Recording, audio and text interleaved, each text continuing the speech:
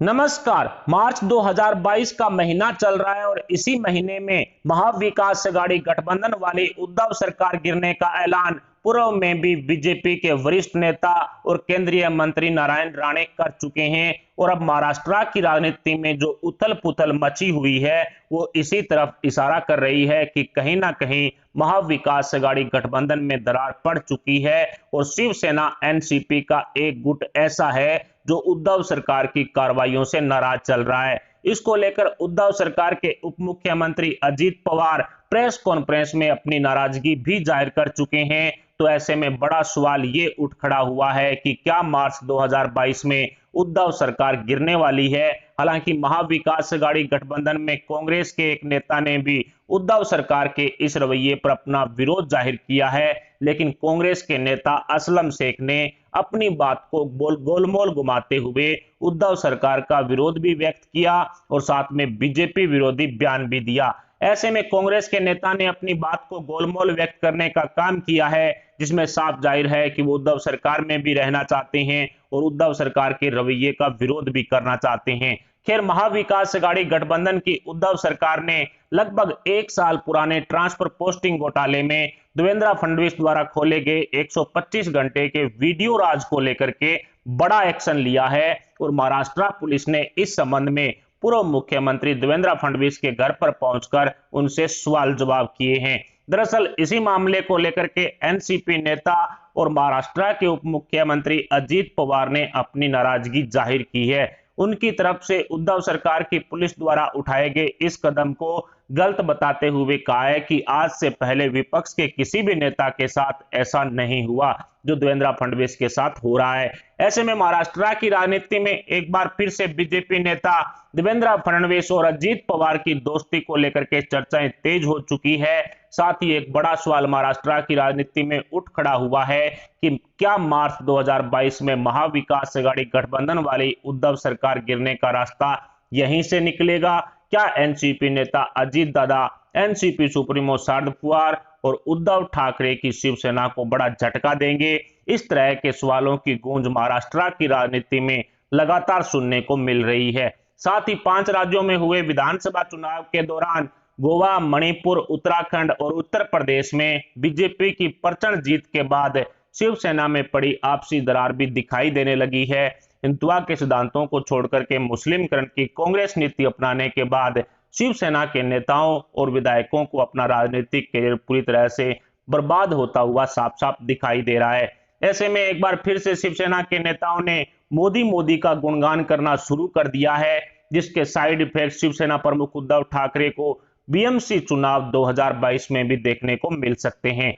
एक तरफ उद्धव सरकार विधानसभा में स्पीकर का चुनाव करवाने के लिए बैलेट पेपर प्रक्रिया को बंद कर ध्वनि मत से स्पीकर का चुनाव करवाना चाहती है, तो दूसरी तरफ उद्धव सरकार के ही सहयोगी एनसीपी के नेताओं ने ईवीएम पर सवाल उठाते हुए बैलेट पेपर से अगले सभी निकाय चुनाव महाराष्ट्र में करवाने को लेकर के आवाज उठाना शुरू कर दिया है। ऐसे में उद्धव सरकार के नेताओं का दोहरा चरित्र देखने को मिल रहा है। एक तरफ बैलेट पेपर का विधानसभा स्पीकर के लिए विरोध, तो दूसरी तरफ निकाय चुनाव में ईवीएम का विरोध कर बैलेट पेपर की मांग की जा रही है।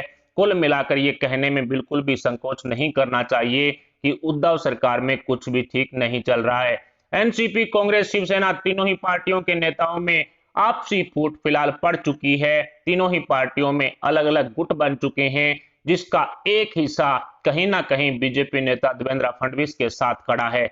ऐसे में महाविकास अघाड़ी गठबंधन की आपसी फूट अब चरम सीमा पर है और इसी को आधार बनाकर महाराष्ट्र की राजनीति में मार्च 2022 महीने में उद्धव सरकार गिरने को लेकर के लगातार क्यास लगाए जा रहे हैं। दूसरी तरफ उद्धव सरकार के भ्रष्टाचारों को लेकर महाराष्ट्र की जनता जनार्दन में भी रोष व्याप्त है, जिसका सीधा घाटा बीएमसी चुनाव 2022 में एनसीपी, कांग्रेस, शिवसेना को हो सकता है। साथ ही बीएमसी चुनाव में तीनों पार्टियों के गठबंधन को लेकर भी कई तरह के सवाल उठ खड़े हुए हैं। कांग्रेस ने पूर्व में ही बीएमसी में अकेले चुनाव लड़ने का ऐलान कर रखा है। बीएमसी चुनाव को लेकर के कांग्रेस का साफ कहना है कि वो एनसीपी और शिवसेना के जाल में नहीं फंसेगी। शिवसेना और एनसीपी से हटकर कांग्रेस अकेले बीएमसी चुनाव 2022 में उतरेगी। ये बात कांग्रेस की तरफ से पूर्व में ही कह दी गई थी। दूसरी तरफ एनसीपी सुप्रीमो शरद पवार और शिवसेना प्रमुख उद्धव ठाकरे के बीच में बीएमसी चुनाव 2022 को लेकर के समन्वय नहीं बैठ रहा है। दोनों ही पार्टियों के नेता इस गठबंधन को लेकर के खुश नजर नहीं आ रहे हैं। ऐसे में शिवसेना के लिए बीएमसी की कुर्सी नाक का सवाल बन चुकी है। पिछले लंबे टाइम से बीएमसी पर शिवसेना का कब्जा रहा है, लेकिन पिछले चुनाव में बीजेपी शिवसेना से सिर्फ 2 सीटें पीछे है। शिवसेना को 84 तो बीजेपी को 82 सीटें बीएमसी चुनाव 2017 में मिली थी। ऐसे में इस बार एनसीपी, कांग्रेस, शिवसेना और बीजेपी अलग अलग चुनावी मैदान में उतरते हैं तो बीएमसी की कुर्सी का मामला शिवसेना के लिए काफी पेचीदा हो सकता है और बीएमसी चुनाव 2022 से पहले महाविकास अघाड़ी गठबंधन की उद्धव सरकार में बीजेपी सेंधमारी कर लेती है तो फिर उद्धव ठाकरे के लिए एक बड़ी चुनौती बीएमसी चुनाव में होगी। दूसरी तरफ एमएनएस प्रमुख राज ठाकरे के साथ भारतीय जनता पार्टी का गठबंधन होने को लेकर के भी लगातार चर्चाएं तेज है। राज ठाकरे और देवेंद्र फडणवीस के बीच में कई बार लंबी मुलाकातें इस मामले को लेकर के हो चुकी है। बीजेपी एमएनएस का गठबंधन होता है तो फिर उद्धव ठाकरे के लिए बीएमसी तक पहुंचना एक बड़ी चुनौती साबित होगा। ऐसे में उद्धव ठाकरे की शिवसेना कोई बीच का रास्ता भी तलाश सकती है और वो रास्ता होगा मोदी के सामने घुटने टेकना। ऐसे में महाराष्ट्र की राजनीति में काफी उथल पुथल इसी मार्च 2022 में होगी। जैसा कि मैंने आपको पहले भी बताया था कि नारायण राणे ने 6 महीने पहले ही मार्च 2022 में उद्धव सरकार गिरने को लेकर के भविष्यवाणी कर दी थी और बीजेपी इसी भविष्यवाणी को सच साबित करने के लिए एड़ी चोटी का जोर लगा सकती है, जो महाविकास अघाड़ी गठबंधन के लिए काफी घातक साबित होगा। ऐसे में कहा जा सकता है कि एनसीपी में भी फूट है वो साफ साफ दिखाई दे रही है।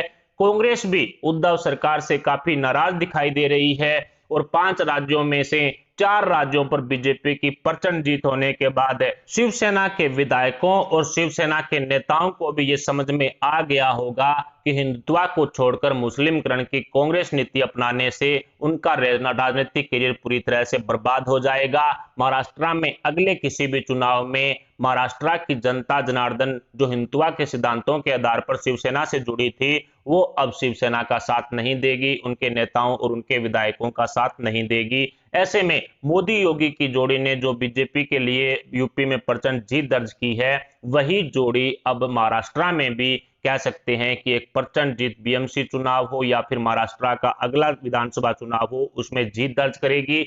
और इसी को ध्यान में रखते हुए शिवसेना के विधायक और नेताओं ने शिवसेना में एक अलग तरह का गुट तैयार कर लिया है और वो गुट कहीं ना कहीं मोदी के साथ खड़ा हुआ नजर आ रहा है। ऐसे में कहा जा सकता है कि महाराष्ट्र की राजनीति में कुछ भी ठीक नहीं चल रहा है, लेकिन मार्च 2022 में बीजेपी नेता नारायण राणे की तरफ से जो सरकार गिरने का, महाविकास अघाड़ी गठबंधन टूटने का जो ऐलान किया गया था उसको लेकर के क्या ये भविष्यवाणी बीजेपी सच कर पाएगी, इस पर आप अपने विचार हमें कमेंट बॉक्स में जरूर बताएं। साथ ही वीडियो को लाइक करके हमारे चैनल को सब्सक्राइब जरूर कर लें। अभी के लिए इतना ही, मिलते हैं अगली बड़ी अपडेट, अगली न्यूज, अगली खबर के साथ। तब तक के लिए जय हिंद, जय भारत।